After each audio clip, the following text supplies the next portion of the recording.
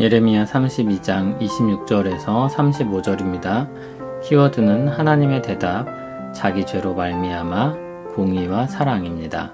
그때 여호와의 말씀이 예레미야에게 임하여 이르시되 나는 여호와여 모든 육체의 하나님이라 내게 할 수 없는 일이 있겠느냐. 그러므로 여호와께서 이와 같이 말씀하시니라. 보라 내가 이 성을 갈대아인의 손과 바벨론의 느부갓네살 왕의 손에 넘길 것인즉 그가 차지할 것이라. 이 성을 치는 갈대아인이 와서 이 성읍에 불을 놓아 성과 집 곧 그 지붕에서 바알에게 분향하며 다른 신들에게 전제를 드려 나를 경노하게 한 집들을 사르리니 이는 이스라엘 자손과 유다 자손이 예로부터 내 눈앞에 악을 행하였을 뿐이라. 이스라엘 자손은 그의 손으로 만든 것을 가지고 나를 경노하게 한 것 뿐이니라. 여호와의 말씀이니라. 이 성이 건설된 날부터 오늘까지 나의 노여움과 분을 일으키므로 내가 내 앞에서 그것을 옮기려 하노니 이는 이스라엘 자손과 유다 자손이 모든 악을 행하여 내 노여움을 일으켰음이라. 그들과 그들의 왕들과 그의 고관들과 그의 제사장들과 그의 선지자들과 유다 사람들과 예루살렘 주민들이 다 그러하였느니라. 그들이 등을 내게로 돌리고 얼굴을 내게로 향하지 아니하며 내가 그들을 가르치되 끊임없이 가르쳤는데도 그들이 교훈을 듣지 아니하며 받지 아니하고 내 이름으로 일컫는 집에 자기들의 가증한 물건들을 세워서 그 집을 더럽게 하며 흰놈의 아들의 골짜기에 바알의 산당을 건축하였으며 자기들의 아들들과 딸들을 몰래 앞으로 지나가게 하였느니라. 그들이 이런 가증한 일을 행하여 유다로 범죄하게 한 것은 내가 명령한 것도 아니요 내 마음에 둔 것도 아니니라. 아멘. 하나님께서 예레미야에게 대답하십니다. 나는 여호와여 모든 육체의 하나님이라 내게 할 수 없는 일이 있겠느냐. 하나님은 이렇게 첫 마디를 시작하시며 말씀하십니다. 하나님의 통치권을 강조하여 말씀하십니다. 예레미야가 주에게는 할 수 없는 일이 없으시니이다 라고 말했었는데 하나님은 실로 그러하시다고 대답합니다. 하나님은 그를 망설이게 하고 의문 들게 하는 현실에서 눈을 돌려 먼저 주권자이시며 능력의 하나님을 보게 하십니다. 그리고 하나님이 정하신 뜻을 말씀합니다. 보라 내가 이 성을 갈대아인의 손과 바벨론의 느부갓네살 왕의 손에 넘길 것인즉 그가 차지할 것이라. 하나님의 뜻은 예레미야에게 말씀하신 대로 여전히 변함이 없습니다. 그렇게 하심은 유다 백성들이 우상을 숭배했기 때문입니다. 29절에 그들이 행한 우상 숭배에 대한 말씀이 나옵니다.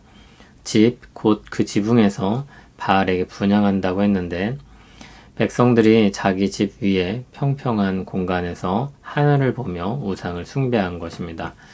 그와 같은 우상 숭배의 행태는 지도자나 특정한 사람들만의 문제가 아니었고 유다 백성 전부의 허물이었습니다. 그들은 집집마다 우상을 섬기며 하나님의 분노를 샀습니다. 하나님은 하나님 앞에서 악을 행한 백성들을 벌하시는 것입니다. 지금 하나님의 진노의 손 아래 놓인 백성들은 그들의 죄로 말미암은 대가를 치르는 것입니다. 31절을 보면 이들의 죄악은 하루 이틀의 일이 아니었습니다. 그 성이 건설된 날부터 지금까지 계속해서 하나님의 노여움과 분을 일으켰다고 했습니다. 그들의 죄악은 골이 깊은 오래된 것이었습니다. 도리어 하나님이 그렇게 오래 참으셨는가 놀라지 않을 수 없습니다. 32절은 다시 말씀하시길 이스라엘 자손과 유다 자손이 악을 행하여 하나님의 노여움을 일으켰다고 했습니다. 노여움을 일으킨 사람들이 누구입니까?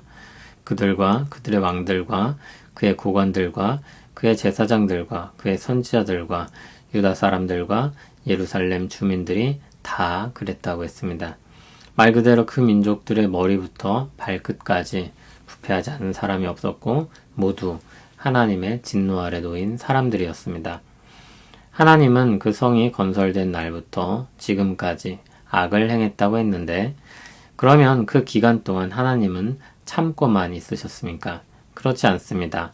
33절을 보면 그들이 등을 돌리고 얼굴을 하나님께로 향하지 않을 때에도 하나님은 그들을 가르치시고 끊임없이 가르치셨습니다. 대표적으로 선지자들을 보내신 것입니다. 계속해서 경고했고 말씀했고 가르치셨습니다. 그런데도 그들은 듣지 아니했습니다. 도리어 그 가르침을 거슬러 반대로 행했습니다. 집집마다 가증한 우상들을 세웠고 흰놈의 아들 골짜기에 바알의 신당을 건축했고 자기들의 아들들과 딸들을 몰렉 앞으로 지나가게 했습니다. 몰렉은 인신제사를 받는 신이었습니다. 이렇게 각 가정마다 그리고 국가적으로도 하나님 앞에 큰 악을 범했습니다. 그것은 하나님이 말씀하신 것들과 달랐고 하나님이 뜻한 바도 아니었습니다. 이어지는 대답은 내일 마저 보겠습니다. 하나님은 예레미야의 기도에 응답하십니다. 예레미야는 믿음으로 소망의 날을 바라보면서도 고된 현실을 마주하며 괴로워했습니다. 하나님의 대답은 무엇입니까? 하나님께서 뜻대로 일을 이루실 것이라는 것입니다. 기도하는 사람의 마음에 맞추어 하나님의 뜻을 바꾸시는 것이 아니라 하나님은 하나님의 뜻에 따라 행하십니다. 그리고 의문을 풀어주시는데 유다 백성들과 그 후손들이 당하는 고난은 단지 아버지의 죄악으로 말미암는 것이 아니라 그들 모두는 그들 자신의 죄악으로 말미암아 하나님의 진노를 받는 것입니다. 아버지가 신포도를 먹어서 아들의 이가 신 것이 아니라 그들 역시 신포도를 먹은 것입니다. 하나님은 그들이 긴 시간을 통해 악을 행하는 동안 선지자를 보내 돌아오라고 끊임없이 말씀하셨습니다. 그럼에도 돌이키지 않았고 끝내 파괴되고 마는 것입니다. 우리는 선지자의 질문과 하나님의 대답으로부터 부당한 벌을 내리시는 하나님이 아니라 오래 참으시는 하나님을 보게 됩니다. 공의의 심판을 유보하시고 돌이키도록 하셨던 사랑으로 행하시는 하나님을 보게 됩니다. 다음 단락에서 보겠지만 그런 가운데 소망을 주시는 것이기 때문에 그것은 놀라운 것입니다.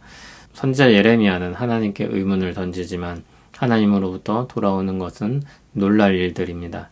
하나님이 행하시는 일은 그 누구도 반박할 수 없는 공의로 행하시는 시행입니다. 오히려 하나님의 징계가 내려질 때 그동안 공의가 시행되기 전에 끊임없이 기회를 주시고 기다리셨던 은혜와 사랑의 하나님을 알게 됩니다. 하나님의 공의와 사랑은 그리스도를 통해 명명백백하게 나타났습니다. 죄에 대해서는 공의로 형벌을 내리십니다. 그 형벌을 우리가 감당할 수 없으니 그리스도께서 우리 대신 그 형벌을 지십니다.